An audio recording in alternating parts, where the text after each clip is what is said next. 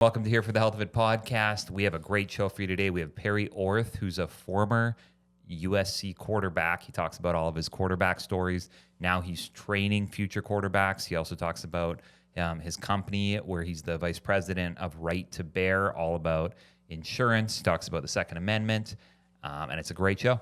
Thanks for watching.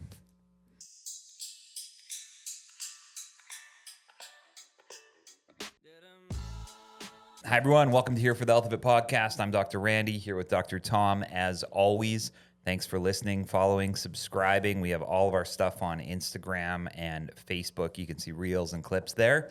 And we have a great guest today. We have Perry Orth, who's the vice president of Right to Bear and the CEO of QB1 Athletics, South Carolina. So thanks for being on the show. No, I appreciate you guys having me. Those are lofty titles, and whenever I get on a call and they're like, "Oh, you're the VP," I'm like, "Yeah, well, I take the trash out, I wash the windows, I even vacuum in office every 2 weeks to make sure it's in tip-top shape." So you guys know how that goes. We've been there, and I think a lot of people don't realize that too. They, especially the younger generation, they look on TikTok or Instagram and they see, "Oh, own your own business. You don't have to work. You get other people to do everything for you." Yeah, it doesn't quite work like that. No, when you start something from an idea to actually selling a product, whether it's a product or service, whether you're doing an alignment or selling a membership benefit to an association or whatever, training quarterbacks, that first 24 months is you got to push, and a lot of people don't like to do that. Yeah, and once you spend 15 years doing it, then you can show up to work in a tracksuit, like Tom. yeah, exactly. I left my tracksuit at home. I didn't get that text. Is my tracksuit intimidate you at all when you first walked in? It did. I thought I forgot something. I thought that I didn't know if we were going to do a race in the parking lot or what we were going to do, but I was ready. I didn't have my shoes. I'm staying warm just in case. The first thing you said was, "I don't have a tracksuit," and I was like, "Most people don't." I love the meme that was going around social media a couple years ago, but it was like a family in like a 1995 windbreaker, and it was like the caption was like, "Wind didn't stand a chance that day," you know. And I'm kind of think that you got the same thing going. They're great. Just in case there's a little gust today, I want to be sure. In the room, the air conditioner kicks on too heavy. All right, so tell us just about having this idea and growing and starting, and where's the story come from with Right to Bear? Yeah, it's really cool. It's as most new business, there's a long rabbit hole that you kind of crawl out of to get to where you are now. And it started, I was the insurance agent, so I sold commercial insurance, basically from the time I got done playing at Carolina all the way until we started Right to Bear. And Palmetto State Armory was a new customer of mine, new client. And one of the guys I was working with, now business partner, we were just talking one day, and we're like, "Man, wonder why they're not selling some type of protection, insurance to their literally millions of gun-owning customers." Now, just a side note, our product, our service that we offer, our membership benefits, we cover all self-defense. So you don't have to have a firearm to have our protection, to have our company. That's a big misnomer about what we do, but because my biceps are considered a weapon. You got 2 guns and a 6-pack, so you're ready to go. My dad said that when we were going through TSA when I was like 10, and the lady was like, "Don't say that."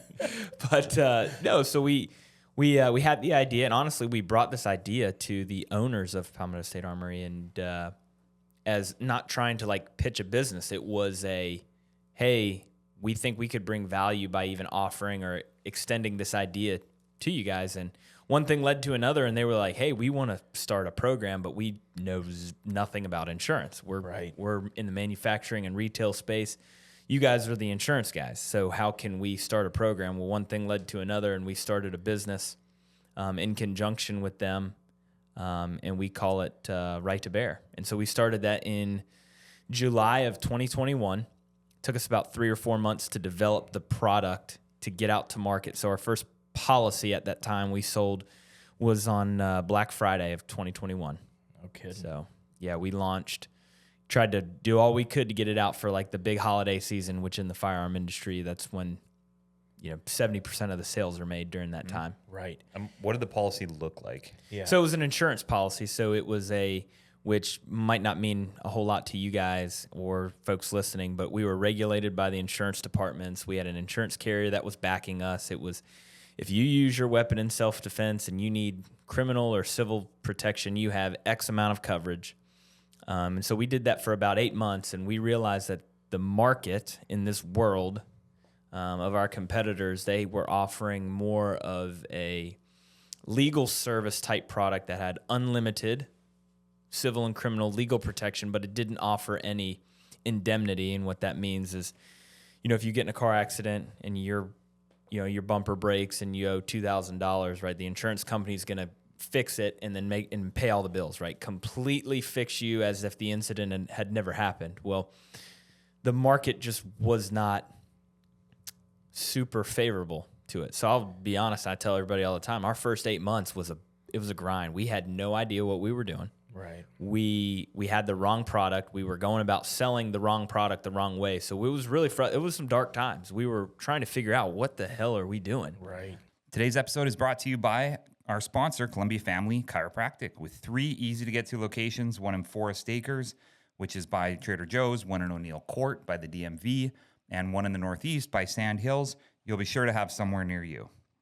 They offer a ton of services from corrective care, on-site digital x-rays, spinal decompression for bulging or herniated discs, dry needling for injuries, pediatric care, and a Class 4 laser. They accept all your major insurances.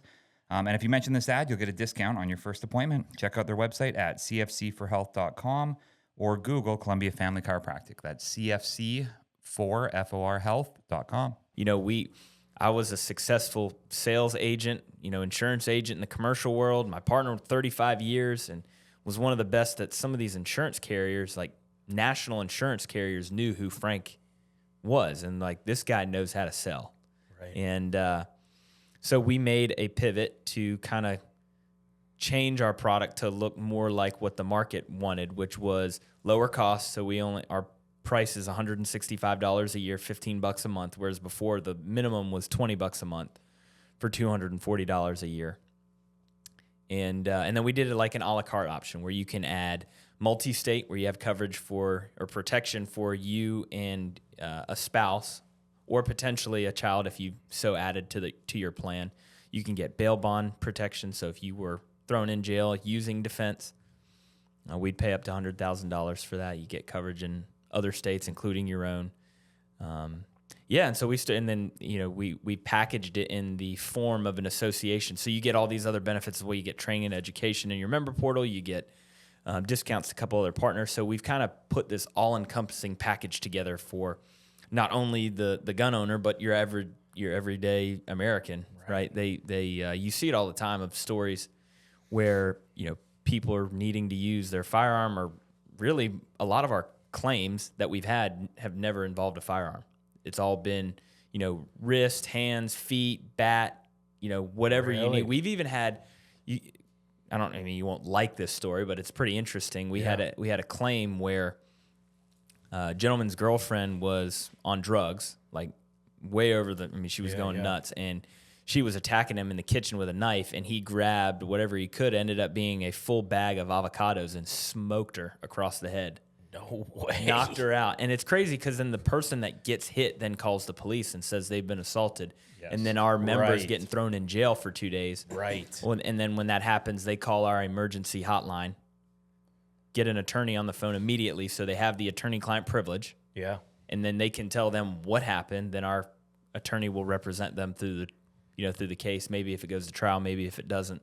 But we paid all up front, no reimbursement, and the service we provide it's pretty cool, especially when they need to use it. It doesn't happen often, but when your customers need it, you feel good about what you're doing. Yeah. If you're young out there and thinking about getting married, you just don't want to marry someone that's on drugs a lot. Yeah, no, that's where I think make sure they're not ripe avocados that you keep. Yeah, you gotta have them ready to go. Yeah, stay away from the drugs, everyone. Because I don't even think like a bag of avocados. We just have them like sitting single. Yeah, I guess he just got back from the grocery store. Apparently, like he didn't finish. Maybe she was pissed that he didn't put them away. I don't know. Who knows at that point? That's crazy. What are some other scenarios that you've seen that people has there been a lot of claims since inception, since 2021? No, there hasn't been. We've had, I think off the top of my head, I can count 12. None of which have been, knock on wood. And I know it's coming. It's just part of the industry. Somebody we protect is going to shoot someone. They're going to die, and we're going to have a hell of a little battle there. Yeah. But I mean, even ranging from in Minnesota this past or 2 weekends ago, we had a guy was out in his backyard, and then, you don't want to bring up politics, but you have states that see defending yourself a little bit more favorable than others, right? South Carolina is going to be different than New York, right? So we had one in Minnesota is a prime example. We had a member that was defending themselves at their house. Well, they were cooking. I mean, the guy went into detail. He and his wife were in the backyard cooking chicken. Guy shows up into his backyard with his dog, and he's like, dude, you got to go. I don't know who you are or what you're doing. You got to go. He leaves, takes the dog, comes back without the dog, and he's like, dude, you've got to go. Wife goes in, calls the cops, and I guess the guy that was intruding heard that they called the cops, and for whatever reason got in our guy's face. Well, our member whooped his tail and picked up the phone, called the cops, and said he had been assaulted by our member. Our member then turns around and gets thrown in jail for 2 days. No kidding. Way. And I mean, you in the state of Minnesota, it's a duty to retreat. So you have to retreat before you can defend. Where in South, how do they know that? Yeah, you don't. So that's why you just arrest. Everybody gets arrested and everybody gets thrown in jail. And the legal bills they're nuts, as you can imagine. I remember when we first started Right to Bear, we were talking about how much. Actually, this would be a great question for you guys. How much would you guess it costs to hire an attorney to have them to just take the initial retainer to represent you if you used a firearm in self-defense? $5,000. Yeah, I always think $10,000 retainer automatically. $65,000. What? State of South Carolina. Imagine what it would be in California. Way. Yes, crazy. Wow. $65,000 is kind of like the benchmark. Like, I'm not even going to talk to you unless you're willing to pony up. And that's when they start seizing homes, vehicles, 401ks, life savings. And that's when people realize that it can happen to anybody. 2 weeks ago, I did a podcast just like this with a member of ours who actually had a self-defense shooting in North Carolina and didn't have any coverage, had no protection from anyone. Now, fortunately, it was 100% justified shoot. Yeah. Everything was on film because it was at a gas station. And after the police had done the investigation, they saw that he was clearly in the right of self-defense. But he still deals with trauma from the event to this day. Now, he didn't have any criminal defense legal bills, but if he was in a different state, you're having a different story here. Yeah. And now you're looking at $65,000 plus the hourly rate. So this will run up $150,000 quick. And for your normal everyday person, I mean, $150,000, I mean, they're taking your home from you at that point. Yep. And so, yeah, we're really proud about what we offer. And our goal now is to offer it to as many people as we can get it in front of because it's super affordable. There are a lot of different benefits that you get. Like, for instance, the guy I told you, he still deals with trauma to this day. We have, which we will then reimburse up to 40 counseling sessions for our members if they have some type of mental health crises after some type of an event. So, no kidding. Yeah, so it kind of, we've tried to round it out and thought about if you have some type of defense of yourself, a loved one, property, whatever it is, what is that all going to encompass? What are you going to need? Not only the legal protection, but what kind of support do you need? How are we going to help you win the case, which is most important, so you're not getting smoked with a criminal record on something that you were just acting in good faith of your family and yourself. So yeah, it's a unique world. I think we only compete with 5 other companies in the entire country. So there's a huge market out there to play in. A lot of people like to say, oh, well, you have 100 million gun owners. Okay, well, that's cool. But we can offer protection to anybody, right? Right. I mean, because the other misnomer through the education process that we get to is your home and your umbrella policy don't cover self-defense. So if you're at your house, somebody comes in and you defend yourself and hurt them, Insurance is going to deem that as an intentional act, that you intentionally hurt that individual. Obviously you did, right? In defense. So they're not going to cover it. So you're kind of left with the legal bills on your own. And that's kind of where we fit into the marketplace. And that's where people can go to jail for doing nothing because they can't afford a good attorney, right? Yeah. Yeah. Good attorneys, what do they say? They say cheap attorneys aren't good and good attorneys aren't cheap. Yep. And I mean, you've seen it all the time. Somebody sent me a story over the weekend. Gentleman had a self-defense case where he said too much to the police, right? Because after you have that traumatic incident, right, your adrenaline is ripping and you can't, really think or see straight for that matter. And if you say too much to the police, now you get caught in a lie, but you happen to misinterpret what you saw.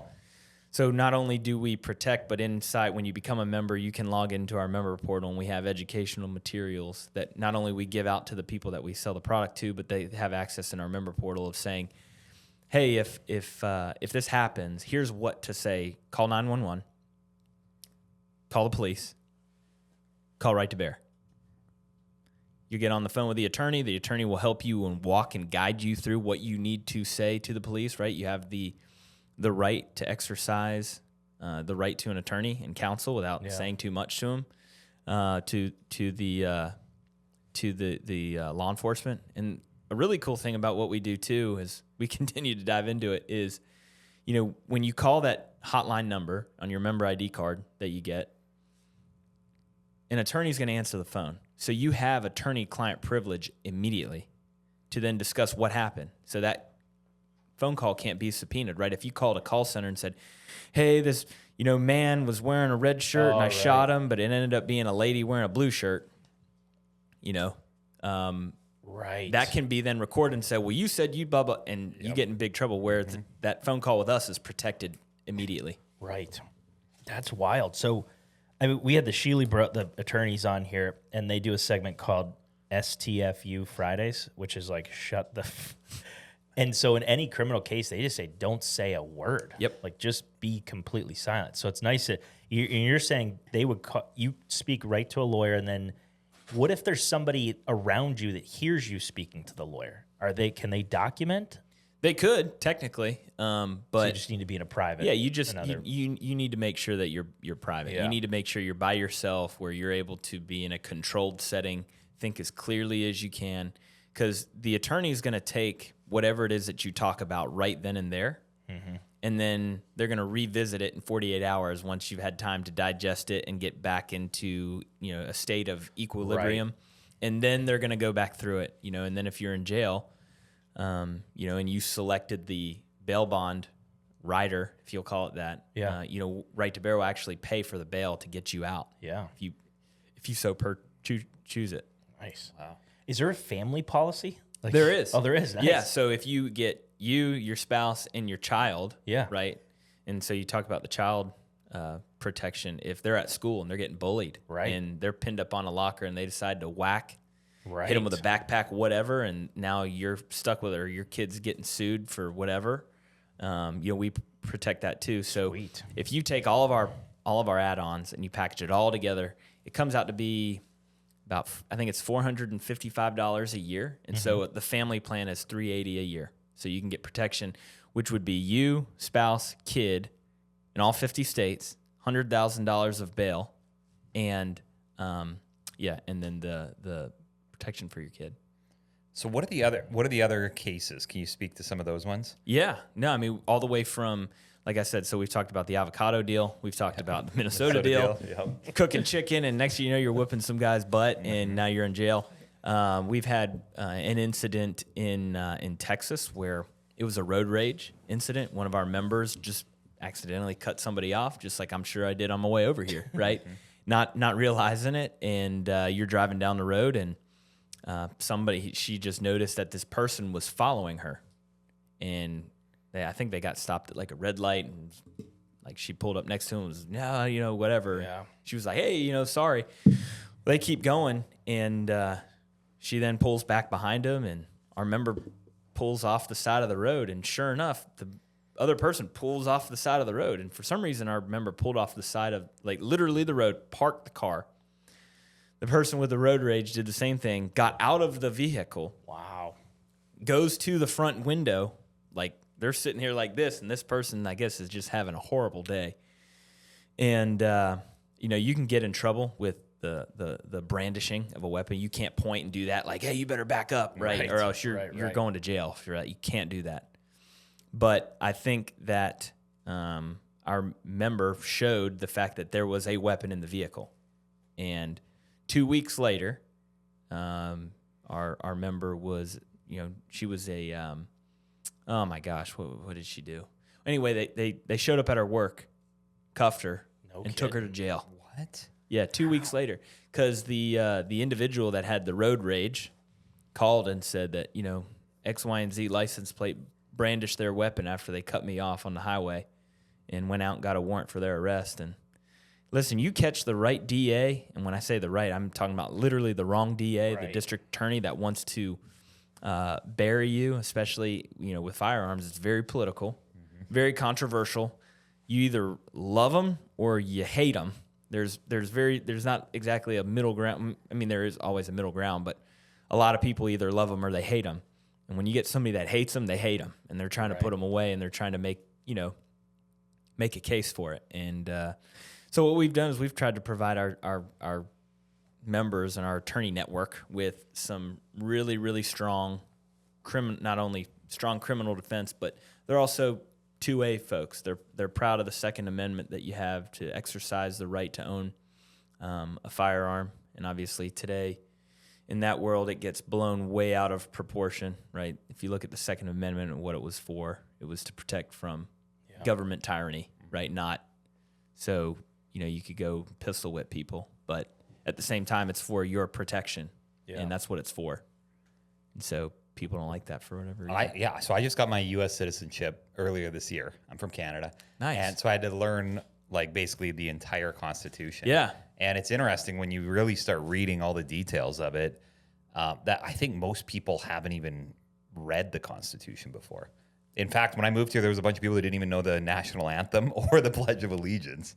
Yeah. And it's crazy that I think there's just no education around firearms either. Yeah, you talk about it when you're in second grade. When you talk about the Pledge of Allegiance, you do it in second grade. But now the academia is so anti-gun that it's anti.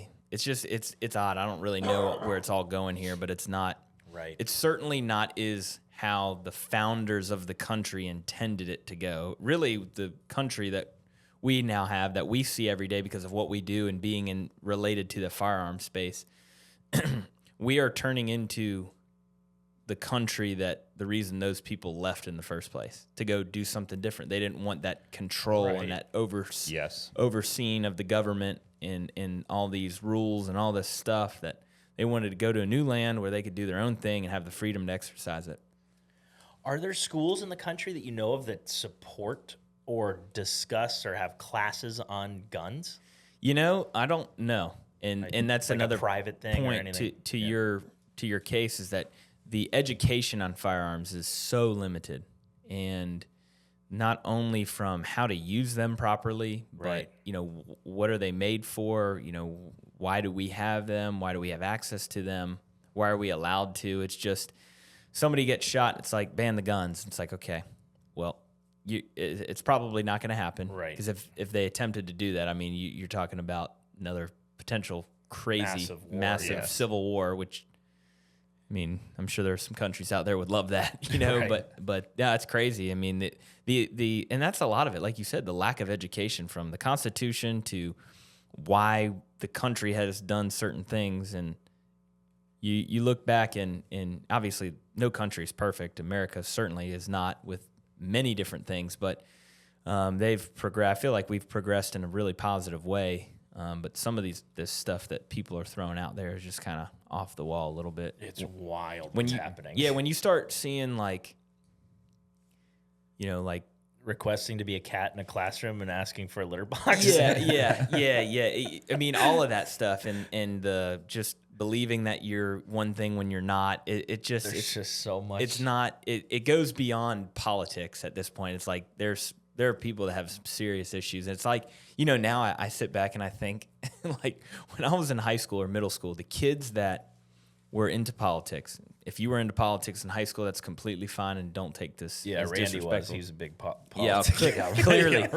But they're like doing the government council and all this stuff. They're kind of like they're like the geeky kids. They were like, you might be like, hey, my parents said X, Y, and Z, but like, hey, that girl's hot, or like, I want to go play football, or whatever the case might be. Yeah. It's like all the weirdos grew up and are now running the free world. Right. And you're like, right. Kind of interesting. Well, and so the weird thing that's happening in Canada right now is the Prime Minister is Trudeau, banned, right? Yes, banned all gun sales, all pistol sales, and they're talking about trying to do a buyback. They made it so that no pistol could be passed down to anybody else. So if you own it, when you die, it has to be taken by the government, basically. But like living there and then moving here, some of the things that I noticed was there's in Canada, like people, they walk through your yard, they go into your garage and steal stuff, and it's like there's no fear. Yeah, there's no fear as a criminal because what's a person going to do? You're in their garage, they have to retreat, and if you do something to them for being there, you're going to have a big payday. So it's like almost best case scenario. So I remember being there, like people walk through my yard at 2 a.m. back door, and it's like, what am I going to, what am I going to do there? I have no recourse to protect myself. Think about it logically. Just think about it. Like that's not right. That's not common sense. Like, not only is it that you work hard for your stuff and you don't want somebody coming, but like, even the people that are in support of that, like you never want this to happen, but all it takes is one of those important people to lose a child, right, or lose a family member over something like that, and they're going to straighten up quick because they're protected. They've got armed guards that are Secret Service and all these other agencies that are protecting those people, but it's weird. And so fortunately, which is brilliant, the way that the founding fathers created our country to really give the power down to the state to limit the control of the federal government. So each state is different. Like I mentioned, like South Carolina is going to see self-defense case different than Minnesota would, or California would, or Colorado, right? So, it's weird. Even like the I'm not sure how familiar you guys are with like constitutional carry, and like in South Carolina back in March they passed where you don't.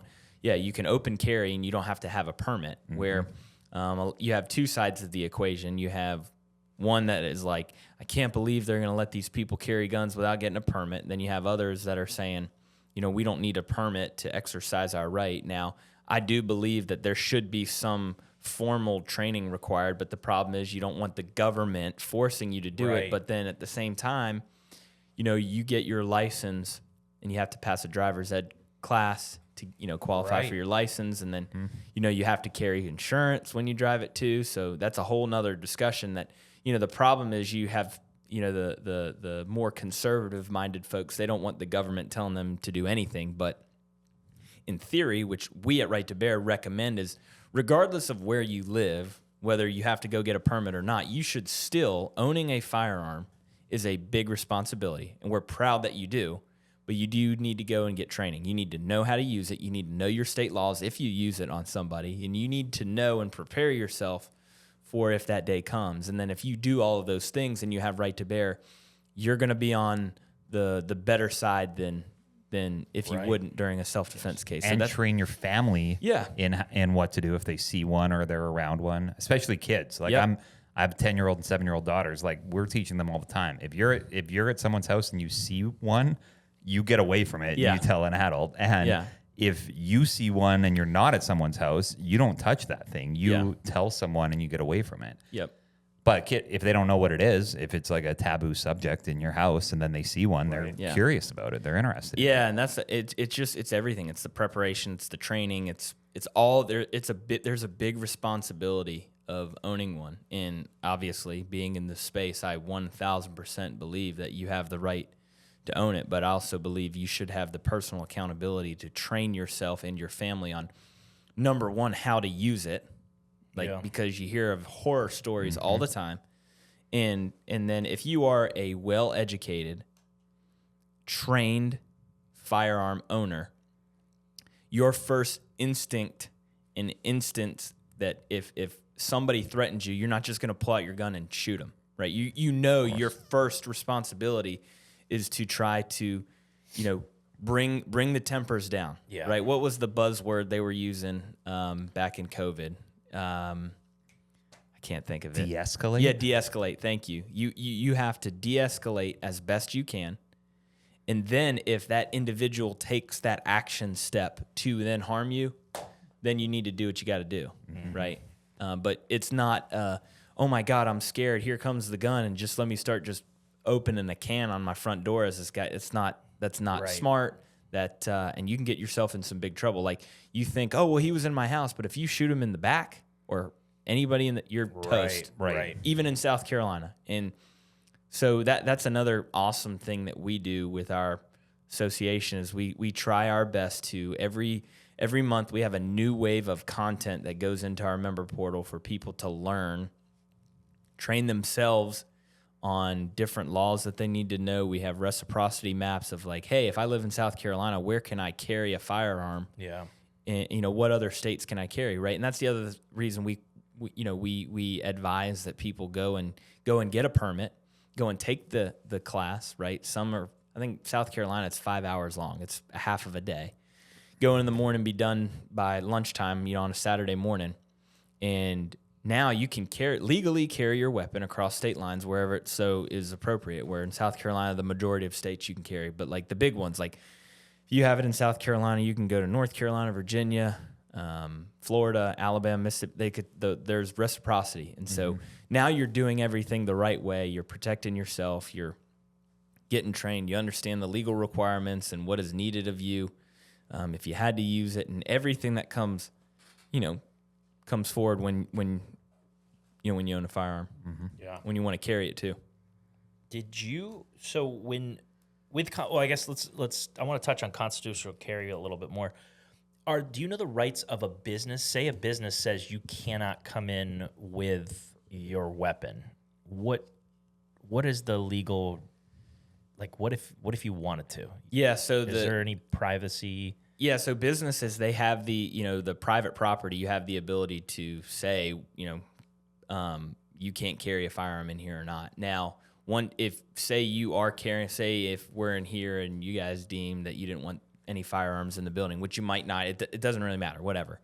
And you go in and somebody ends up using their firearm in self-defense, well then you as the business owner could still press charges that they were, carrying illegally on private property. Gotcha. It's just interesting to me because, like, what other, why? I mean, I get that it's a weapon, but, like, what if I was like, hey, I don't want you to have that shirt on in my office or those shoes or whatever. Like, what? Well, I think you can do that with shirt. You can pick like whatever if you don't you like want. someone's shirt, you could tell them they can't be in your and so that's property. the law enforcement can't go in and arrest you unless you were to go and press charges against me individually. Now, if it was public territory, right, like at the fairgrounds downtown, like it has no concealed weapon sign. Yeah. And then if you're on public ground and you're carrying where you can't, then the government can come in and arrest you if you're carrying illegally. How does that work with your insurance? If somebody does do that and there are signs that say do not carry and it is a self-defense situation and they zap somebody? Yeah, so we get that question all the time. Now on private property, we'll defend that all day.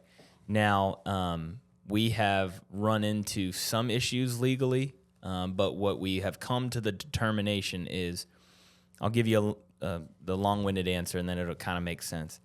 So the two main things to qualify for our protection is, number one, first and foremost, you have to be acting in self-defense of protecting you, loved one, or someone around you. That is number one. So if you just shoot somebody because you thought that you might, doesn't work. You have to be threatened for your life, right? And ultimately, our lead counsel, myself and my partner, we will determine whether or not that was true self-defense. Then after that is, were you egregiously, and I know that's a big word in a broad one, were you committing a crime? Well, technically, if you're arrested on criminal charges, you committed a crime. Well, that's kind of the gray area of self-defense, where if you are charged with committing a crime, like our guy in Minnesota, but you were defending your family, we're going to step up and to protect you. So, for example, we would protect somebody if they were in true self-defense at the state grounds. But now if they're arrested for carrying illegally, like, you're on your own there. Yeah. Okay. So makes sense. Yep. And then because when you got into this space, did any family members or friends, because it's a polarizing topic, I guess, give you shit? Did you lose some friends? Did you lose any? I didn't. You surrounded yourself with the right people. I just have amazing. No, everyone in my life just thinks so perfect, just like I do. They have all the right action. No, I'm a pretty outspoken person, so people weren't shocked when they found out I was in this industry. So but I'm gentle about it. I don't like to do like the news does or the politicians do. It's like, okay, well, if you differ from me, then I hate you and hope you die. If you differ from me, then it is what it is, and that's why we love America, because you can, and you just move on, and you're like, is it really worth battling with the neighbor? I like having beers with the guy. He's super cool. Like, do I want to just beat my gun over his head? Like, no, I don't. I just move it down the line. Now, I disagree with you on maybe choice of political figure, but I mean, you got to let it roll. You got to roll with the punches, man. Life's too short to get hung up on stuff like that. Right. But no, I didn't. I feel, we were never big gun folks growing up. We were all in athletics. Yeah. But from North Florida, went to school in South Carolina, stayed here. I think, one would be led to believe that I might fall under one category or another. Playing the stereotype card, you probably would think I'm more of a conservative-leaning person, which you would be correct. So I don't see many guns in South Carolina. Like, when I moved from Canada, I thought the way that it's talked about, that everywhere you go, there's just guns. Yeah. And then I moved here, and I was like, it's been 5 years, and I've never even seen a person with a gun. Mm-hmm. You're allowed to carry, and I never see it. Yeah. And people, I'm sure, have them all the time. Mm-hmm. I still never see it. Yep. And then even when I go to someone's house or anything, like they're pretty out of sight for the most part. Yeah, they are. And that's another thing about training. It's not smart to open carry. We're not, like the example I give, I remember when they made open carry legal, like it's going to the Soda City Farmers Market downtown. Like, you're not going to walk around with a revolver. Or a revolver on your hip and showing. Like, people are going to be like scared shitless. And, but that's also like, you're kind of putting a bullseye on your back by doing that. It's not smart. That's part of the training that we talk about. Is that's not smart to do it. Now, it's smart to carry because you just never know when you might need to protect yourself, but showing it and flaunting it, not good. Right. But the other thing that, on the conservative thinking aspect of the open carry or constitutional carry is the bad guy. There are it's statistical data says that gun violence drops significantly in constitutional carry states because the bad guys have no idea who's strapped and who's not. Right. So you have less, less robberies in homes. You got less issues out in the public because, for the most part, I know in South Carolina at least, the majority of burglaries happen during the day and not at night because you go in at, you got to be an idiot to think to go through somebody's front door at night in South Carolina. They will blow your brains out. 100%. Right. And which was nice coming from Canada where there was no fear. Here, I feel like everybody's a cup of tea in Canada. There was a story where a guy just like came in and slept on the couch, and the guys were like, "Hey, you got to get out of my house." And the guy's like, "I'll get out when I finish sleeping." And it's like, What am I going to do? Anything He's else? not You need a blanket. exactly. Not- They might have made him breakfast actually. Yeah, I just don't. How do you logic and reason with that? If that was your own home, you just can't. And it's not like you're this big, like we've said, you're not this big like far right alt gun shooting, whatever. You're just like, dude, get out of my house, man. Like you can't do that. Especially now. I have a daughter. I mean, you're done. Zapped. Zapped. Great word. And people, and the way that people act too is different. Where, like if I've someone come visit or family, and they're like, "Oh, there's a Amazon package on your neighbor's porch that's supposed to be here." I'm like, "All right, don't cut through their yard to go get it. Don't go in. Don't go in from the side. Leave a note on their mailbox. Tell them that it's ours or whatever. Or go up to the door, ring the doorbell. Like, be very clear, but don't." Wear camouflage and army roll. Yes, exactly. That's like what I was saying. Like, wait until it's light out. Don't go in the middle of the dark, rustling through their stuff, trying to get an Amazon package that got delivered to their house instead of our house. Yeah, you don't want to do that. No. Now, what if you see a crime and you're in danger, but you're not necessarily involved? Like, say it is a gas station issue, and you're in the store, and there's a gun pointed at the cashier. Yeah. Can you zap? And does the insurance cover you in that? Yeah, so zap the right term. Zap is the there. word. I love. Honestly, I'm going to take that with me. Yeah, but yeah. So the first again would be de-escalation. Hey, put the weapon down. I'm also armed. So you yell that. Yeah, as long as you yell that. Yeah, as long as you're doing. Now, if you just pull out and shoot the guy. Now, if there's again evidence of being in defense of yourself or another, then yeah, we would. Right. The easier example would be we have a national spokesperson that represents Right to Bear, where he took out an active shooter at church. Yeah. And a guy came in with a gun and opened fire, and he was carrying and just stood up, cocked it back, and zapped him. Right. He zapped him.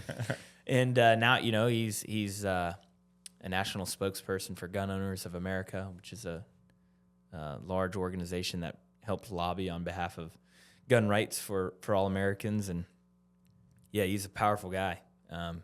It's an incredible story to sit there and think about. You're just going to church like we all do every day, and next thing you know, you're having to use your weapon, which taking somebody's life is awful. Even when they're doing a horrible thing, it still is terrible. But at the expense of good people, somebody's got to step up to the plate. Mm-hmm. There was a case here, I think, in Irmo at the mall where there was an active shooter and someone took him out really That quickly. was right when we started Right to Bear. That would have been a couple years ago. Was I it? remember that. Yep. Yeah. I remember it well. Yeah. And you got to thank people like that because you never know how many other lives that they would have taken out. And so, the age-old adage is the only thing that stops the bad guy with a gun is a good guy with a gun, right? Yeah. So these policies existed before you guys started creating this. There just wasn't many, right? yeah. And then how did you find insurance carriers or people to start creating these, like the design of all this stuff? It seems like a great idea with a massive leap to get it. Yeah, the go-to-market strategy, like I said, was 4 months. It was a lot of busy days and a lot of slow days where you're sitting around waiting for somebody else to formalize it. So there's insurance companies all over the world and obviously all over the country. And we had some friends here locally that pointed us to a carrier that would be willing to stick their neck out in a highly politicized environment. And that's how we went about it. But then after looking at two of our competitors, we took really two things from each of them and made it into one. We wanted to go after an association model where lower cost to entry, got more than just legal protection benefits, and then there's less regulatory scrupulation from insurance departments and consumer affair departments, and then we can buy protection for our company, right? We can buy insurance for our company, and then there was just it was a way that we could really offer what we wanted, and so that was when we took from some of the aspects of the true insurance product, and then some of the legal protection, put it together, and then we restarted the program in July of 2022 from from zero again. And then we had to convert all of our insurance customers to the new plan. So we Right. spent about 90 days doing that and probably converted about half of them over. But then, and then the last couple of years, we've grown pretty extensively. We've got a large field team with people in 25 of the 50 states, some full-time, some part-time 1099. And they go about partnering with churches, shooting ranges, gun stores, security firms. And now we're trying to get into the employee benefits world where we offer our legal service, our protection, and offer it to people when they're enrolling for their benefits, right? You select your health, your dental, your vision, legal services. Here's what it provides. And so we're trying to get into that world as well. And like the jiu-jitsu world would be another one. That would be Jiu-jitsu cool. is a great world, right? Because you're training on how to protect yourself, with your hands and your feet. And so those folks need our protection as well. For sure. So can you get into a little bit of gun education for South Carolina? Most of our listeners are from South Carolina. So there's certain times when you can't have a firearm. Like if it's posted in a business, Public, you're not allowed to have Yep. it. Like church or courthouse, State fairgrounds, banks, things like fairgrounds, that. Banks, you're not allowed to have it. If you've had any alcohol, you're not allowed to have it. Yep. If you have a criminal record, you're not allowed to have it. Yep. Is there any other? If you have a mental illness, Yep. you're not allowed to, or you need to be off of it Not or al- on not it. allowed to Not have it. allowed if you Yep. have a mental Yeah. illness. If you're deemed mentally incompetent to own a But firearm. nowadays, how many people are getting Yeah, like deemed 50% of people under 25 are on anxiety or depression medication. Yeah, it's scary, and a lot of people don't get approved for it. And I don't know if that's the exact stat, but if you're on anxiety or depression medication, there's probably a not good not chance. going to be approved for it. Yeah, probably not going to pass the background check. Yeah. So It seems like they all seem like good rules to me. Yeah. Like when I was listening to all the rules and learning it, I was like, yeah, these are the people that you don't want to have guns. yeah, And then all the people who have done the education and they don't follow it, those are the people who you do want to have guns. yep. And that's the counterintuitive thing from a business standpoint. Now, you take away the ethos and our gun when you're talking about the business side of it. It makes a lot of sense for us to exist because the people that we are protecting are taking those next steps to better protect them. So they're least likely to use the firearm. So our loss ratio from claims paid to revenue generated is so dramatically different. Sure, It's yes. like when you look at an insurance product, typically like an auto insurance, if you run a 70% loss ratio where you're taking in 30% of the revenue, you're feeling pretty good about yourself, right? Yeah. Whereas ours is less than 1%. Right. That's Especially great. people in South Carolina who are terrible drivers. Yeah. Well, yeah. I mean, from the auto insurance side, it's the texting and the driving has. So you can thank all of the millennials, Gen Zers, for the increased auto insurance premiums. It's because everybody's texting and driving and just crashing into each other. Which I don't understand why they don't have a feature in cars that just shuts it down. Or I'm sure it's coming. yeah, Yeah, something they that- do. And they have a bunch of Canada. stuff like that in Canada. Yeah, well, like the iPhone has like the do not drive Yeah. notification Yep. you can turn on. Well, all right, do so not text, I guess. kind of in the same realm here. How do you minimize the fear so that people will carry? You know what I mean? Like to me, I have my permit. We did the class. Yeah. I have a weapon, Yep. and because of signs and because of like I don't carry. I feel like nearly as much as I should. Yeah. And because of that fear, like say I'm going into a government building and I have it and I forget. I imagine there shouldn't be an issue. It's just like, oh my gosh, yeah, here's my thing. Let me go run this to my truck. Yep. And then it's fine. Yeah. More in South Carolina more times than not, because we're still in a firearm friendly state. So now you do that in New York, Right. they might be trying to get you in handcuffs. That's what I was wondering, I guess, because there's almost a fear to carry even going through the right steps. Yeah. Is there anything that you have any recommendation, or is it more like in the state of South Carolina, you feel comfortable, like if you carry and you do something or you enter a place that you maybe shouldn't have, you're still okay Yeah, you need to immediately return the weapon to a vehicle, right? when you find out? Yeah, when you find out. And you hear stories that we get calls all the time. This is not something that we, provide a legal service for, but if somebody's got a firearm in a bag going through TSA Right. at the airport, right? Then you that got happened to our friend. Yeah, you got to hire a lawyer to, basically defend you, and you go to the court, you get hit with a fine, and you got to pay a fine plus $10,000 in legal fees, but still that's $10K. I mean, that's so painful. that's an area where you can't bet. Yeah. Yeah, you can't mess around TSA, right? And then really it just depends on who you're offending on the other line, right? The other side of it, right? You walk into a bank with a firearm, and you go, oh shit, I got a gun right. in my pocket, I need to get out of here, and somebody notices, oh, you've got a gun, and they call the cops, and that's then you an could issue. then you're gonna have some or like issues. school, just school pickup, for example. Like you're not even getting out of the car, but you may have it, and that feels like just again a fear of like, crap, I have it, and I'm driving through an area that I'm picking up my kid and not thinking anything of it. Yeah, it's scary, and that's what they've done a really good job. When I say they, the people that don't like guns, they've done a great job of scaring you to preventing you from owning it, from carrying it, from using it. And that's another, that's from now remove the business side and the ethos of our company. Our goal and our aspiration is to you having our protection, you being a member of Right to Bear. Our hope is that you now feel more comfortable owning, carrying, and having and using a firearm, right? Knowing that, if push comes to shove, I have somebody that's in your corner. Yeah, in my corner. They got my back. Yeah. Now I know, like I said, we can't help you with TSA as far as providing the legal defense, but we've more times than not.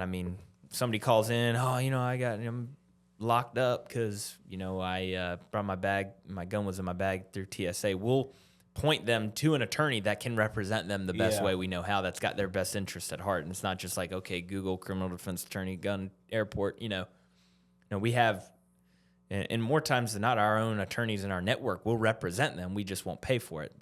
Obviously the individual will, but at least we know they're getting wise and good counsel. Yep. So we've got the avocado story. We've got the Minnesota barbecue story. Any other wild We've ones? got the vehicle one. Wild. The most wild one as far as weird was the avocado one. That's Because all of your stories so far don't even involve guns, or maybe one is brandishing a weapon. Yeah. But they involve avocados and beating a guy up. Now, we've had one where we had a security officer who's on duty, had to use his firearm, but it was justified. And we had, much like our guy in North Carolina, who used his firearm, but the police just look at it and they're like, yeah, this. It was 100% justified. Yeah. There was video evidence. There were witnesses that our guy was acting, within the law. Yeah. And at that point, right now, our protection there is just the mental sanity of knowing that you got somebody in your corner. I can tell you one where we didn't cover. That might catch your attention. We had a lady call in. This would have been 8 months ago. It was right around Christmas time. She called in and said that she was in jail for self-defense. And come to find out. And so we still, even in that case, so eventually we end up turning her down protection because she wasn't acting legally or really in self-defense for that matter. But we still answer the call. We still hold their hand through the process and then let them know, like, hey, like, we can help you and you can hire me and retain me as counsel for you, but Right to Bear is not going to pay the legal expense for it. Because we still want to do right by people, even if they're, not super smart and make a bad choice, right? Well, they felt like at some gathering somewhere they felt like they were being stalked, and somebody was following them, and they had they felt like somebody was coming out to get them. Well, later that day, she was on her porch. I don't know what she was doing, maybe burning a heater or something. I don't know, but they were hanging out on the porch, and the car that she had noticed earlier pulls up to their house, right there on the road, and parks the car. No doors were open, no shots were fired, no windows were rolled down, and our member took the initiative to just open fire. No way. On the vehicle. Holy smokes. It's like, my world that I live in is really weird. Wild. And it's like you're at a call like on Tuesday and you're looking at like your P&L and this, that, and the other. Next thing you know, the counsel's on the phone like, hey, we need to talk about this. Some member decided to open fire on somebody. So, the individual that was there, there was a history between our member and whoever was in this vehicle. But you can't just open fire on somebody you think. Right. Even you don't even know who's in the. She probably didn't even know who's in the vehicle. No. And so, fortunately, thank God, no one was hurt, no one was shot. But, she was not in self-defense, number one. And two, she was egregiously acting in an illegal manner. Mm-hmm. And the thing that I like about the system now is because she'll be convicted of this, now she's not allowed to have a gun. Yeah. Period. Yeah. Right? So some people will be like, I don't know if you should have that or not, but that's another discussion. Yeah. What? That's a like an argument on the other side saying everybody should get one no matter what because it's a right. Yeah, well, maybe not everyone, but if they so you have for that individual example, yes, like they're done. But somebody else, they may have committed a crime that had nothing to do with firearm related activities, right? They stole from a bank, right? Yeah, Or whatever. Smoked weed 15 Smoked years pot ago. 15 years ago at a frat party in college, and now they can't own a firearm. That you hear that all the time. Yeah. You Really? see that stuff all the time of like these like misdemeanors that you have that now you won't qualify for a firearm in there should be a program Colorado. or something that you could go through. Or they got diagnosed with depression when their dog died and now they're fine. Yeah, correct. And so now and that that goes back to like I said, you got half the states want to bury people that it's actually less than half, but you got some of the states that would prefer people not have or there be any firearms anywhere, which I don't really understand. If you look at, I saw this because we're in the heat of the political season. Right. I don't want to scare any of the listeners, but there was a graph between what one political party believes of like no guns, control of the media, all these things, and then Nazi Germany. And like they almost line up eerily ironic to one another. And it's like those are the people that are condemning the other side of the aisle for being Nazi Germany. Yeah. You give up control of the guns and look at what's happening in Venezuela. Have you guys seen what's going on there? It's full on civil, like it's psycho. And that's what happens when, I mean, the founding fathers of America were just brilliant beyond their time to know that, these individuals needed that because one day somebody's going to be on a power trip and then there's going to be a group of people on the power trip. And, those people don't want to get out of power. Cause I mean, think about what do they like, we're here having this podcast. I'm going to leave and I'm going to go to work and finish up my working day and, roll up my sleeves and just do the best I can to build a business and put food on the table for my family and give them a great life. But those politicians, man, what are they doing right now? Not wearing tracksuits. They're not wearing tracksuits. They're at home chilling, waiting for somebody to write them a speech that they're going to read off a teleprompter, and then they're going to go home. And the crazy thing about the politicians is what I've learned, even in South Carolina. When you hear the phrase "drain the swamp," it's both sides. It's right and left. Mm-hmm. These people are all in not physical bed, the virtual. They're all in bed with one another. They get on TV and on Fox News and say, that senator from that state and that Democrat or that conservative, they're an idiot, blah, blah, blah, blah, blah. But then, like, you see, they're hanging out. That night, they're doing dinner and family vacations. And it's all just making a shitload of money on the stocks and all the insider trading. I mean, you got to just follow Nancy Pelosi. You guys want to become millionaires? You follow her. Just empty the clip on all the Columbia family chiropractic proceeds into the Pelosi tracker. So there's about this app that's called Autopilot. It's a trading app that you can pick politicians, and it tracks. It's like an AI thing that just tracks when they buy and sell stuff. There's a 2-week lag, but you can pick Nancy Pelosi and do that. So my wife and I were like, let's just put some money into it. It's great. It's up like 20%. Where I see Right to Bear going is not only growing in the firearm world, but also outside of it, right? Yeah. Getting involved in the employee benefit enrollment process of, if you've ever gone through the process of selecting your benefits, which I'm sure you all have, right? Yeah. You go into, your customer portal and you click the type of health insurance you want, then you hit next, you go to your dental, and then you hit next, and you go to your vision, then you hit next, and then it gets to a legal services portion, a little write-up on what it covers, and then hopefully we'll see good participation of people opting in to have that. That'd be sweet. We've had numerous people join Right to Bear and then cancel because some other company offers some variation. Now, not in my opinion, not to the extent or the depth of what we would for civil and criminal defense, but we've had people cancel our membership because they say, hey, my employer is already offering, I have some type of protection through there too. And the average American that we have studied, surveyed, and researched, a lot of people purchase life insurance through their employer.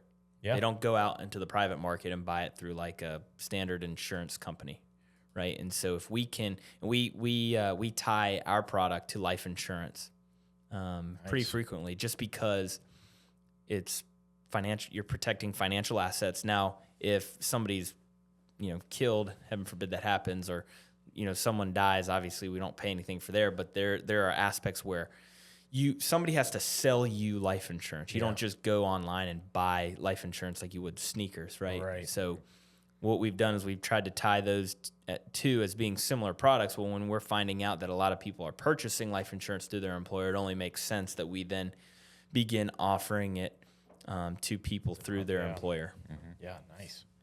All right, I got to talk football. I mean, why? Yeah, it's time. All right, enough of this stuff. Yes, we got 2 weeks to football season. My God. So, played college. You were college quarterback at USC. Yep. Were women just throwing themselves at you?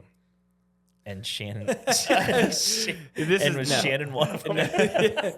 To be completely honest, when I first got to college, no. When it didn't it didn't happen until Tell us the process. Until you got on the field and played significant time. When you were the bona fide starter. Yeah. And your name was in the paper, and they were on social media and Instagram, and your face was being known, and they started seeing you around campus, and then you go and you throw a couple good passes, win a couple ball games, then it gets rough.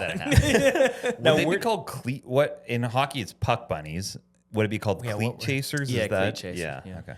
Yeah. Where did you celebrate after something like that? Did you make it a point where you were like, okay, I played well, and my face was we're going out tonight. We're going out tonight. Honestly, yeah. I mean, the Village Idiot in 5 Points. Really? Was that the spot? Was the spot. No kidding. Yep, we would. Brian and Kelly, they love that. Oh yeah, no. I mean, you go ask them about their days when Steven Garcia was quarterback and Connor Shaw and those guys. I mean, there were many nights where I was shocked that place had just folded to the ground. Wow. And out of nothing, just people. That's great. Packed with people. Yeah, Village was a hot spot.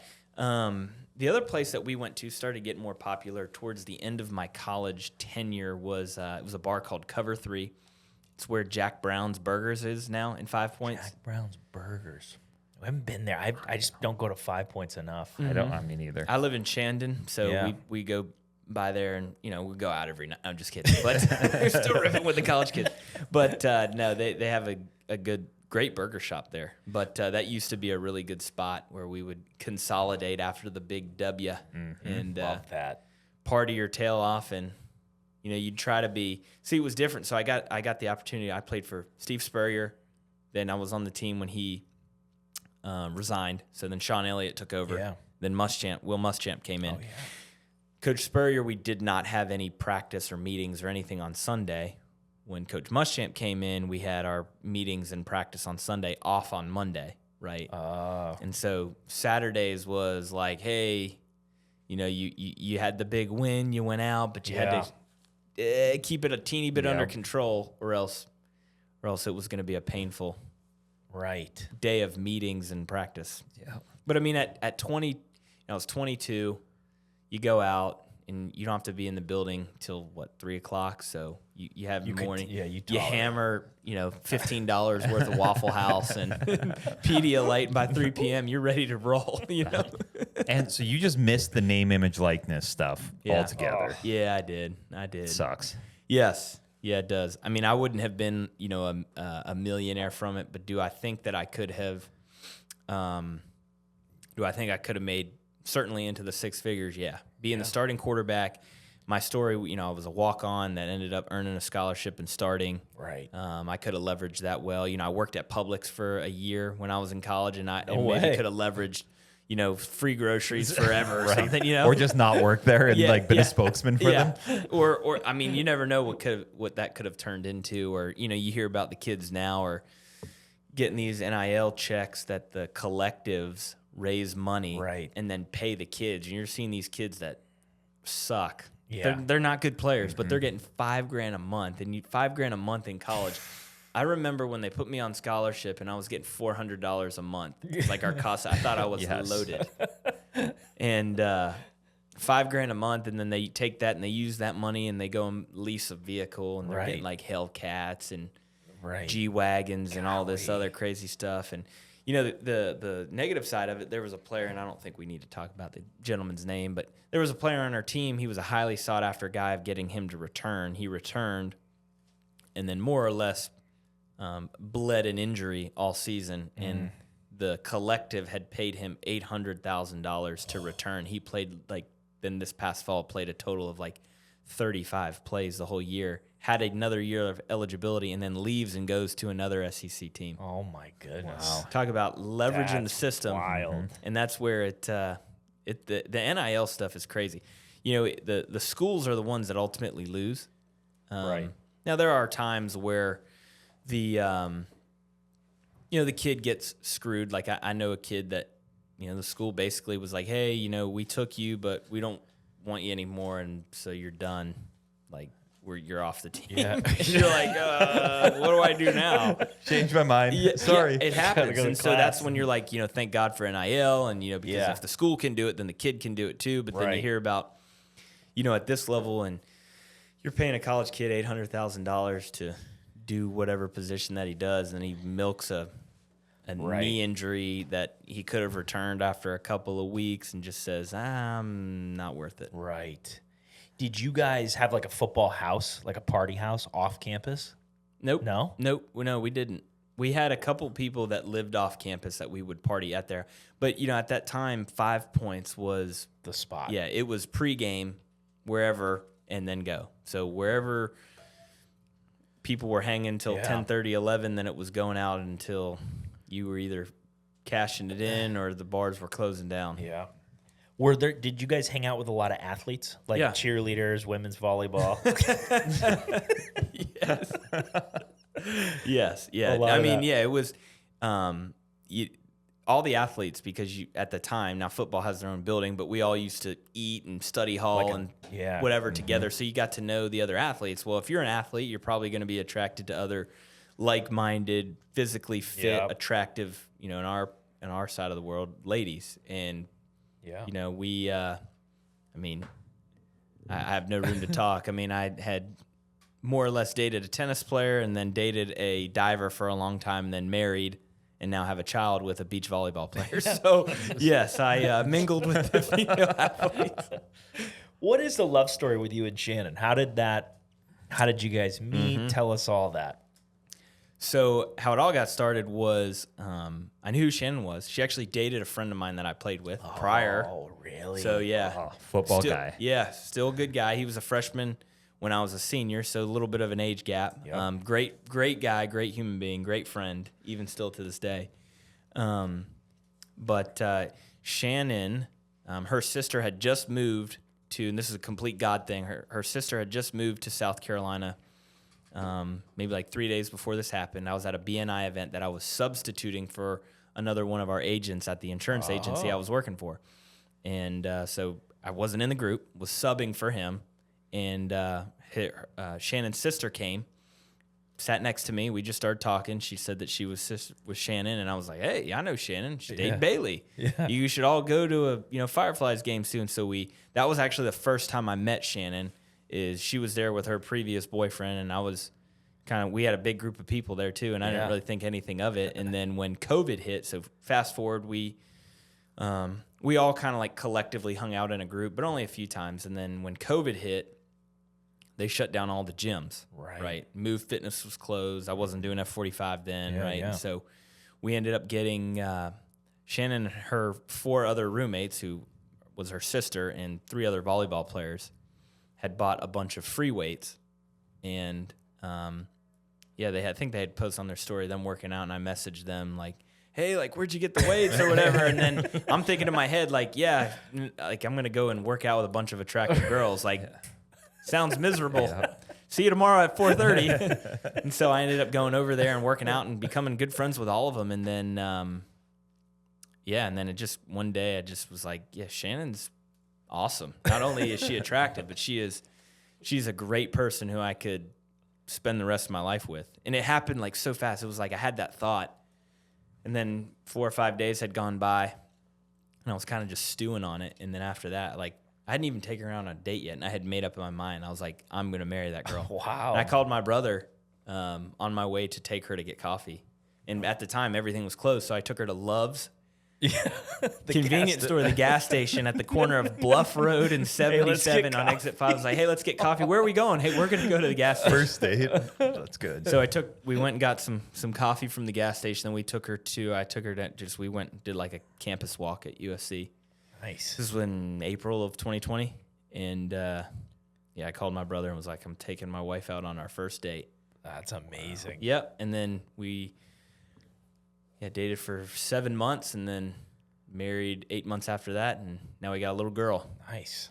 Great. Yep. Now we're living the dream. Living the dream. So she's got some athletic genes. Yeah. Shannon's about 5'10", 160, can jump through the gym. Yep. Fat. In college, she ran a sub 540.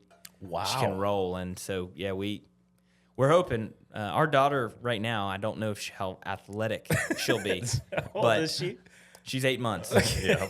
But she does have really good balance. Like when she falls, like Yeah. it's not like a flop.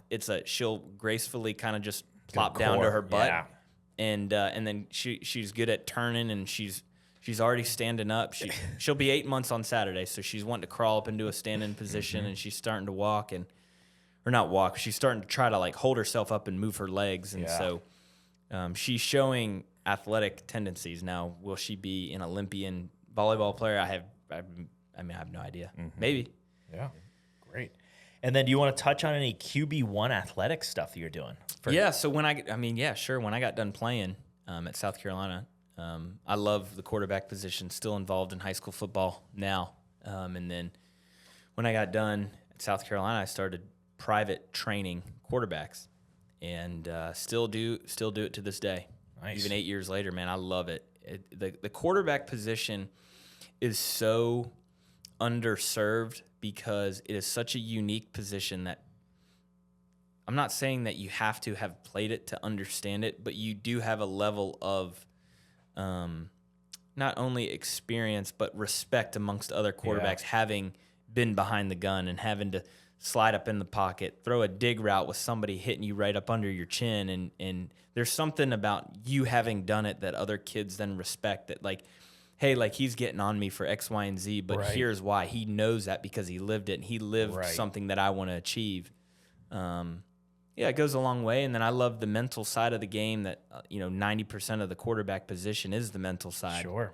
And so trying to incorporate that into the on-field training that we do, and the form and mechanics and all that, and the development. Quarterback is more than just a position. It really is. My coach in college used to say it's a lifestyle, and it is. I mean, you have to embody, being the leader. It's sitting in the front row of your class. It's being the first to work out, it's the last to leave.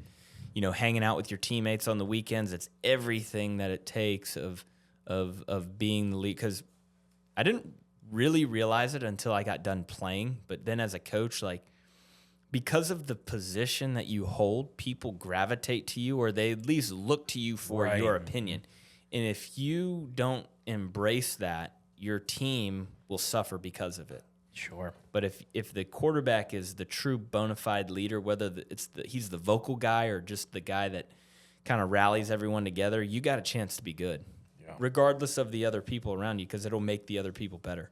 Yeah, it's a lot of mind games, I feel like. I've never played quarterback before, but I picture it being fake handoff, fake that you're going to throw one spot and throw another one, hesitations where they think you're going to throw and you don't. What does that look like for a 16-year-old who's just full of testosterone and trying to figure life out? It's very cerebral, right? And at that age, a lot of times, you're able to use your athleticism to be better than other people. But when you don't have that ability, it is cerebral, right? Because eventually, unless you're a Mike Vick or Lamar Jackson, even people like Cam Newton, who are crazy athletic, still had to be really smart on the field to play well. Yeah, and so it's a challenge. It's actually getting them, sitting them down, capturing their attention. But really what you do is you dangle the carrot in front of them and say, like, you told me that you wanted to play college football. I played at South Carolina. I don't know if you're going to be able to play at that level, but I know what it takes to get there. And I wasn't just on the team. I started 12 games. I played in 20 games. I played in every venue that you dreamed to play in. So if you want to do the same thing, which I pray that you get to, because it was the best experience of my life. Like, you're gonna do what I tell you because I know it works, because it worked for me. So what was that like? What was that like going on the field? Like when you first played in that size of it's everything in Columbia. Yeah. It was a dream come true. My first, in being from Florida, as many. Were you a Gator fan? No, Seminole. Florida State, okay. Yep, Florida State guy. Still am to this day. I love the Noles. I love when they do well. I love, obviously, Gamecocks 10 times more, but I like when Florida State does well. But they, I went to Doak Campbell, Tallahassee, many games in the Swamp. But watching, Florida and Georgia and Athens just being up the road from Jacksonville. My first career start was at Georgia. Oh God! And it was the third week of the year, 6 p.m. ESPN game. And massive 95,000 people, and you're on 6 p.m. ESPN. Like, it's the prime time game, and you're doing. The broadcasters. If you watch college football, the names, like sitting there pregame, talking to Holly Rowe, and she's asking me about how I'm feeling before my first start in these big environments, and doing weekly calls with. The guys that called the game was Todd Blackledge and Brad Nessler, like two of the more iconic names. The first game that I ever played like real consecutive snaps in, Brent Musburger was calling the game, right? And these are like legendary, people in my mind, and, going and playing, like I said, at Georgia, and Mark Rick is the coach, or I go down and play at LSU and Les Miles is the coach. And, I never played Alabama. I really wish I would have gotten a chance to play against Alabama. Just to say that you played against Saban would have been sick. Right. But yeah, I played against Dabo Swinney, legends. These guys are just, the quarterbacks that I played against that were quarterbacking the other team, and I was playing Deshaun Watson, Kyler Murray, guys like that are still playing professional football now that are pretty household names, Heisman Trophy winners. And did you guys have like where it was in the helmet at that time, or it was all hand signals? All hand signal from the sideline. Wow. Yep. And they have that now at the college level? I think this is the first year they're doing it in the college level. Gotcha. Yep. So they're doing like the professional where they have the microphone where the coach gets like 20 seconds and then it turns off. Yeah. Right. So like he's dropping back. He's not like, throw it to Ace, throw it, blah, blah, blah. It's like you get 20 seconds, then it shuts off. Right. Yeah. So, it's a lot. Those I've seen some of those simulators to like be a quarterback, and like just the sheer, like you were saying, the amount of, you have to know where everybody is and every single play, and the playbooks are 4 inches thick. Like, so you whittle it down to a game plan, right? So you take the 400 pages and you whittle it down to hopefully by then 20, right? Oh, really? Or a handful of plays. You don't go into a game with a full playbook and the coach is like, let's try this, right? You start Monday, you got this big variety of plays, and you whittle it down to like, all right, this is what we're going to focus on. That makes more sense. Yep. And then, you've got to know what the defense is doing based off of pre-snap tendencies that you've seen on film. You may have to change the play. You may have to change the play, protection, right? So, like, if you get up there and you see this safety walking to close the middle and he's rotating down, but you got a play that was supposed to go over the middle, be against open middle, right, to go over the middle, you've either got to, go to a different read of that play or change the play, right? Which then includes changing signals, changing protection, all calling the snap before the ball snap. I can't think of another position that is as intense as a quarterback in any sport. Not from a mental and physical demand. Right. Yeah. Obviously, there are many more things physically, but from a combination of physical and mental, I've played every sport. Yeah. That's why I love quarterback, because yes, there was a physical ability that was required of you, but you could, like somebody like myself, I'm 6 feet, 200 pounds, ran a 4.8, not exactly a physical phenomenon. I could throw it well, but I was able to play at the level I did because of the preparation that I did during the week to get yourself mentally. It's all about the speed at which you can process information. If you can do it quickly, then you are way ahead of the game. And the crazy part is, and I only played college, right? You start talking about the NFL. I remember listening to Peyton Manning talking about the hardest defensive player he ever played against was Ed Reed from Baltimore Ravens. Yeah.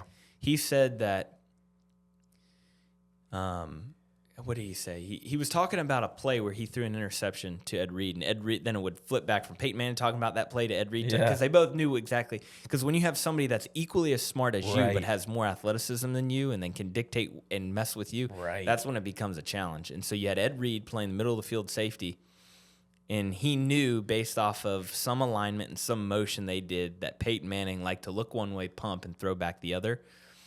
And at the snap of the ball, Ed Reed's dropping back in the middle of the field, turns and runs one direction to the direction that he was going to pump. And so when Peyton Manning went to pump, he stopped and ran back as fast as he could in the other direction. Peyton Manning just turned it through it, and Ed Reed was standing there, picked it off. Wow. And he got back to the thing and was like, how the did he know how to do that? And then after the game, he told him, he's like, hey, when you do this, he motions here. Yeah. And it's a game of chess. Yeah.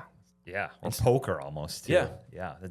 So when you're taking a college football player who wants to be, or let's say a high school football player who wants to play college, what's the process that you take them through? Is there a lot of film and mental stuff, or are you working on agility and ability, fundamentals? Me personally, it's all the mental, right? I start with the baseline mechanics of throwing the football the proper way. Yep. And then we jump into the mental side of the game. Is, okay, if I know I have two safeties that are 10 yards, 15 yards and working off of the hash, I know that it's this coverage. And if it's that coverage and I have this play called, I know where I need to throw the football. Right? And if you can get that part down, the hard thing, this is what I tell people over and over again. I was telling a friend of mine this the other day. We were talking about football, and he asked me, he's like, do you miss playing? I said, I do. But the one thing that I hated about football, especially when I got into college, was when I was just getting the absolute, pardon my French, but the shit knocked out of me. Right. That it was so painful that, because, you've seen these guys, they're 6'5", 290, they run like a deer, and they want to hurt you. It's not that they're just, like, going to tackle you. They're, like, trying to punish you. Yep. And we were playing Tennessee up there in Neyland. Yeah. Night game, the place was nuts. And third play of the game, I remember we were getting ready to take the kickoff, and I remember telling the trainer right next to me, I was like, man, this is the best. We're playing national televised game. It's at night. There's 110,000 people here. Like, I'm getting ready to play in one of the best venues in football. And he was like, yeah, no, it's really cool. I said, but the one thing I can't stand is when I get crushed. Sure enough, the third play of the game, I go to do a little handoff fake, and then I try to throw a little screen pass. Jumped up over, tried to get it up over the defender, and he hit me, picked me up, and just kind of feet leave the ground, just pile drive right through my chest, and I can't breathe. And he's got a few choice words for me while I'm like choking on my own throat. And I look back at the trainer as I'm pulling myself up off the ground, and he's laughing his ass off. Yeah.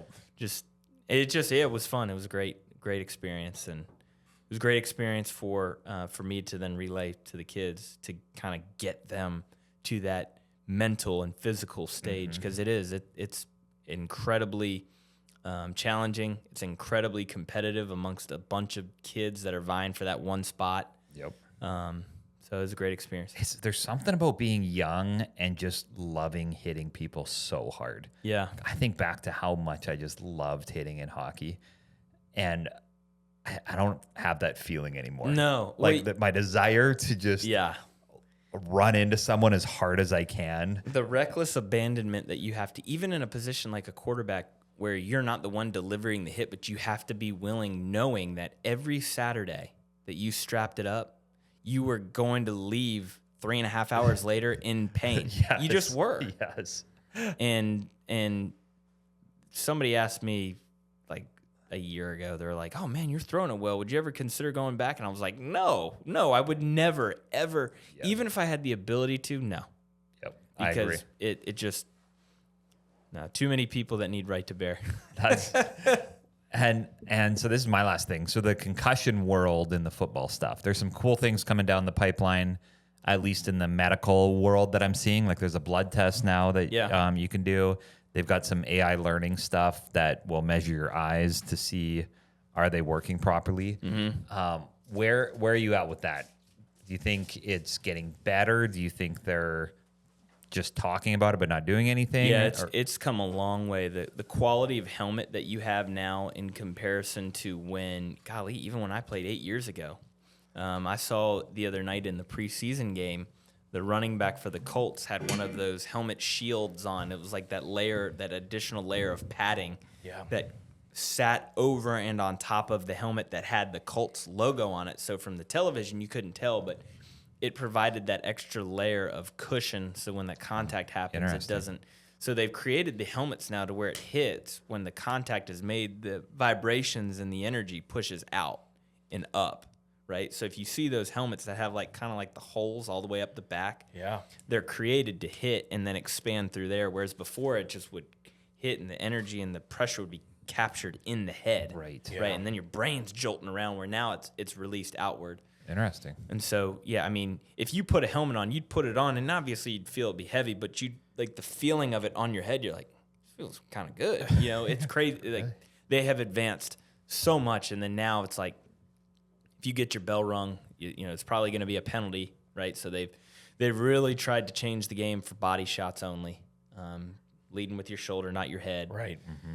And I know some people don't like that, but having played the game and knowing how dangerous it is, it's going to be a physical game, so there's always that chance that it might happen. But if they can protect the kids and the people playing, because it's a great game, it really does. So much happens in the course of a football game that just it epitomizes life. You have your ups and your downs, your physical, mental, emotional toughness that you have to have if you want to get out there and be somebody in the real world. That I don't want the game to suffer because of the physicality of it, which. What age do you recommend kids starting? Because I know that's a point of contention. Yeah, I would say anywhere between 9 and 11. I think you should get out there and have the kid experience if they like contact. If they don't like contact, football is not going to be for them. But you don't want it to be when they get to high school and kids are big and really strong. But when they're 11, they have contact, but it's nothing like it is in high school. Right. Yep. Yeah. And then one of my last questions was, do you recall anybody when you got hit or maybe even pre-snap or they're just yelling shit at you? Yes. Was there anything? All the time. Yeah. What kind of things would they come up with? Was there anything that was just insanely derogatory or personal or creative? That they looked up your whatever, Instagram or girlfriends? No, I never had girlfriend or stuff like that. Perry Orth, you live at 941, blah, blah, blah. Your mother's name is. Yeah.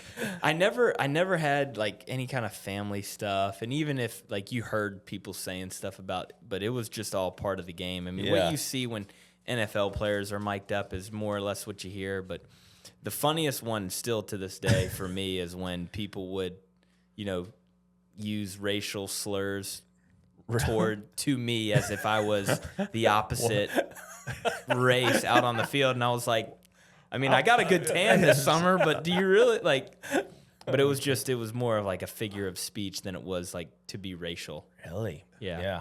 But I mean, Myles Garrett, Leonard Floyd, those names, those were some of the best shit talkers, man. They'd tell you. I mean, basically the one of the scariest ones for me was when I knew we were playing Florida, and their middle linebacker was a psycho, and he was known as like God. he was a psycho, and he wanted to physically harm you, not like bring you to the ground, but like he was going to try to break a bone, like put you out and be done. Yeah. And he hit me one play where he just tackled me, and he told me he was gonna, in quote, he was gonna effing kill me, white boy. And I was like, okay. But he did. He caught me good. I was like running the ball, and I kind of got stopped up. And as I was falling back, he came in and he hit the crown of his helmet right in my face, like right in my face mask. And I remember like feeling it right here. And after the game, I had taken a picture, I think, of like my family, and literally had black and blue around my eye from just the contact right into your face. And yeah, I mean, when you start talking about 240, 50 pounds, they're fast as can. And they're trying. That's the difference. They're trying to hurt you. That's when you're. Yeah, I don't know why I played. Should have played golf, man. That's good. So, all right. So tell people how to find you if they want to work with you. Let's say that they want a policy. Yeah, they want a policy, or they have a kid who they want to work with you. Yeah. So I think the best thing would be just reach out to me on social media, Instagram, LinkedIn. I mean, I think I'm the only Perry Orth out there. So if you go to any of the platforms out there and search Perry Orth, especially in South Carolina, I'll come up. Yep. But yeah, our website is protectwithbear.com. If you search Right to Bear Association, the first thing comes up on Google, and you'll have all the coverages and pricing. And as far as quarterback training, if you go to QB1athletics.com, it has all our different locations. And so we started that when I got done. So I have my brother coaching in Jacksonville. I got one of my coaches in Knoxville, Greenville, and in Charleston. Yep. Yeah, awesome. Nice. All right. Well, thank you so much. No, for I being appreciate on the you show. guys having me on. Oh, man. Here We're here for the health of it. for the health of it.